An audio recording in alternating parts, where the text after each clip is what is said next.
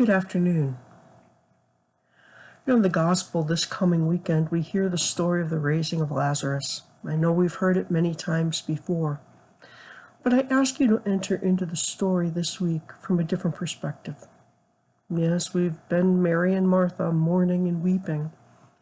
And yes, we've been the disciples saying, couldn't you have done something?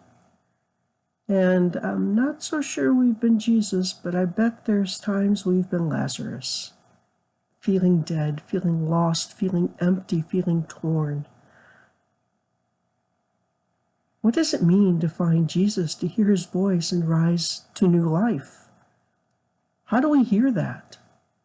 How do we encompass that? How do we experience that?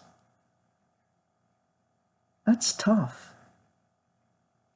It takes an openness of mind and heart, an openness of all of our senses to see, feel, hear, touch, taste the goodness of the Lord. It's hard in times of grief and mourning to see life beyond what we're experiencing. Personal experience is playing out in that. Sidebar, my 14-year-old dog Zoe died this week. So I kind of know a little bit about grief right now and how it tugs at your heart. But yet, in the midst of that, there is life that goes beyond. Jesus is that life. Jesus is the one that calls us forth from the tombs. What are the tombs of our lives? What are we being called to newness of? Where is that newness of life for us? How do we find that? How do we claim that? I think it helps to know that there are many that intercede for us.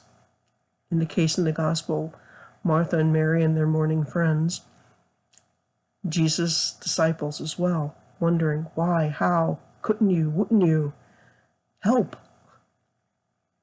He does. In his time, in his way. He does. And life is changed, not ended, altered, different. What difference are we being called to? What tombs are we being called to leave empty this week, this Lent? Ponder that, contemplate it, and let Jesus call you forth from the tomb of darkness, the tomb of the unknown, the tomb of death.